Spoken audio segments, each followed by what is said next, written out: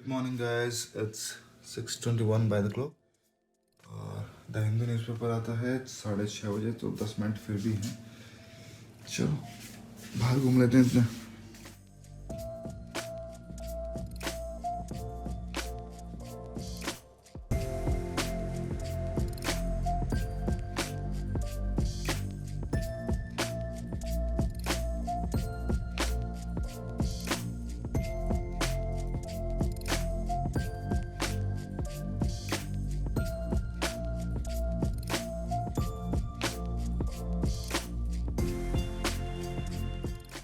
It's 8 o'clock now, और हमने अपना द हिंदू न्यूज़पेपर ख़त्म कर लिया है।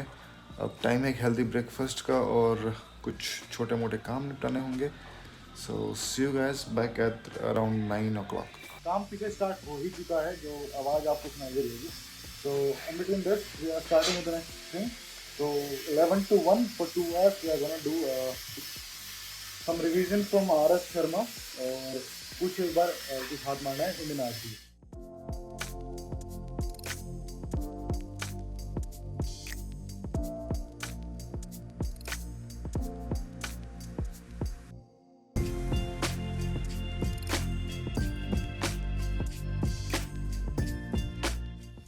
126 नाउ, और अभी मैं 2 चैप्टर ख़त्म कर चुका हूँ from the book of ancient India. तो काफ़ी हद तक अच्छी चल रही है। शोर शराबे के साथ कुछ इश्यूज हो रहे हैं, बट हाँ सही है, चल रहा है। मतलब ये एक ऐसा सॉन्ग की तरह चलता रहता है कि मतलब अब मेरे को मज़ा आने लगा है इस वर्क के अंदर। But nevertheless 2 chapters done. 127 now, और अभी मेरे को खाने की बहुत तगड़ी भूख लगी है, तो अभी लंच कर जाते हैं। सी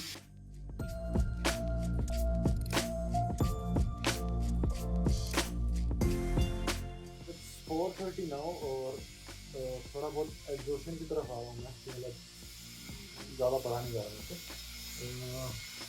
बट स्टिल क्वाइट डन। मतलब काफ़ी हद तक मेरे को लग रहा है कि मैं ठीक ऑन ट्रैक हूँ।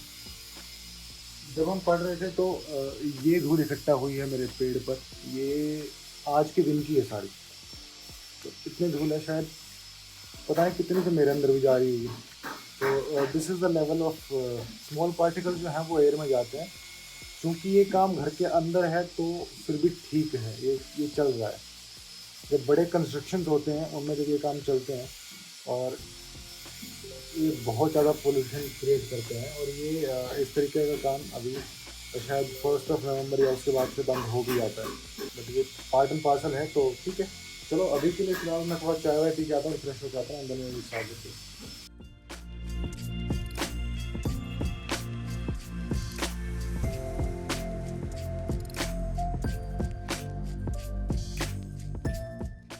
क्योंकि लास्ट स्टेप अभी बन रही है, so we could not go downstairs, but all I can do is थोड़ा सा मैं अपने रूम को मैनेज कर लेता हूँ।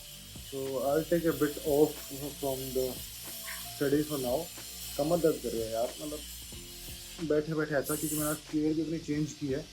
तो I think because of the chair it is happening, but ठीक है। It's 1.5 hour 3 hours plus 1.5 hour, almost 6 hours till now. तो 3-4 घंटे की पढ़ाई और कर लूँगा मैं आज, वैसे सही चल रहा है अभी तक। सो नज़र नहीं लगा रहा मैं अपने आप को, इसलिए मैं पढ़ाई कंटिन्यू कर रहा हूँ। क्योंकि ये स्टार्टिंग डेज हैं, मेरे इनिशियल डेज हैं, जहाँ से मैं अपनी प्रिपरेशन को एक उतार की तरफ, एक चढ़ाव की तरफ ले जाना चाहता हूँ।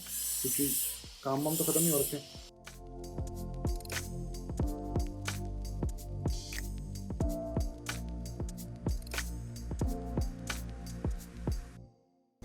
तो हम शाम को बाहर निकले, और निकलने से हुआ ये कि काफ़ी सारे काम से इकट्ठे हो गए, तो बस वही निपटाए, काफ़ी सारे लोगों से मिलना जुलना हुआ।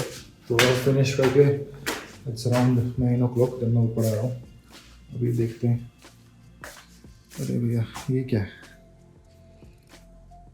कुछ तो हंगामा हमारे कमरे में भी हुआ है। Hello friends, it's around 10:30 now, और खाना वाना खा के I am back home my room. हुआ ये था कि लास्ट वाला जो फाइनल टचअप बाकी था ग्राइंडिंग का, वो आज कंप्लीट हो गया है। तो उस कंप्लीशन के दौरान ही हम नीचे गए थे, और नीचे जाने के बाद काफ़ी सारे काम वगैरह हो गए। और रूम की हालात कुछ ऐसे हैं कि पढ़ाई नहीं हो सकती थी, और धूल मिट्टी भी बहुत ज़्यादा है, जिसकी सफाई सुबह करनी पड़ेगी। इस बीच में मैं अपना एक काम ख़त्म कर सकता हूँ, ये कि हमारी एक बर्बरी की स्टोरी पेंडिंग है, जिसमें कि हम खाटू श्याम बाबा जी के दरबार में गए थे और काफ़ी अच्छा मंदिर है वो। अब उसकी स्टोरी क्या है? स्टोरी ये है कि जब पांडवों और कौरवों की लड़ाई हो रही थी तो उसके सेना नायक थे कृष्ण जी, और कृष्ण जी को ये पता था कि एक इंसान है जो इन सब से पावरफुल है, जिसको कि बर्बरीक के नाम से जाना जाता है। अब जब कृष्ण जी कहीं जा रहे होंगे तो जंगल की तरफ थे, कूच कर रहे थे, तो वहाँ से रास्ते में उनको बर्बरीक आते हुए मिले। तो उन्होंने बर्बरीक से पूछा कि आप कहाँ जा रहे हो? बर्बरीक ने कहा कि भाई मुझे पता चला है कि यहाँ पे ऐसा कैसा युद्ध होने वाला है और कौरवों और पांडवों के बीच में आपसी युद्ध है। तो कृष्ण जी ने पूछा कि आप किसकी तरफ हो? तो बर्बरीक जी ने कहा कि मैं किसी की तरफ नहीं हूँ, जो हारता दिखेगा मैं उसकी तरफ हो जाऊँगा। ठीक है।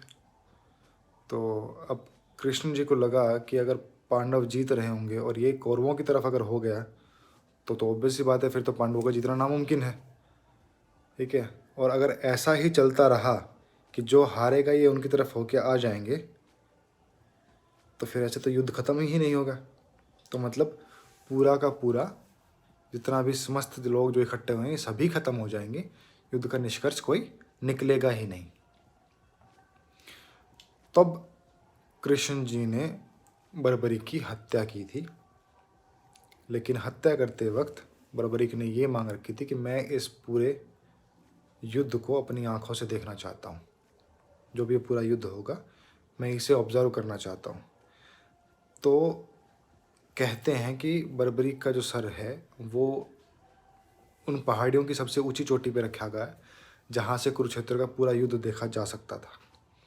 और आज जैसे अरावली पहाड़ियाँ हम सबको पता है कि ओल्डेस्ट पर्वत रेंज है, तो वो घिसते घिसते आज इस स्तर पर है कि काफ़ी डाउन टू अर्थ हो। तो ये कहा तो ऐसा आता है कि वो किसी एक पहाड़ी पे रखा गया था जो कि अरावली हिल्स में से का पार्ट है। मंदिर जो है वो खाटू श्याम जी जयपुर के पास है। तो वहाँ आसपास पहाड़ियाँ तो हैं, बट जो मंदिर है वो एक्चुअल में किसी पहाड़ी पे है नहीं। मतलब अभी के टाइम पे वो कोई बहुत ऊंची पहाड़ी दिखती नहीं है कि आपको ऊपर चढ़ना पड़े, ऐसा कुछ भी नहीं है। सो इट सीम्स कि वो पहाड़ी काफ़ी घिसते घिसते वो एक्चुअल में ख़त्म हो गई होगी, रेन इरोजन हो गया होगा या पता नहीं क्या हो गया होगा। तो अभी तो मंदिर वहाँ है, ये कहानी है इसके पीछे।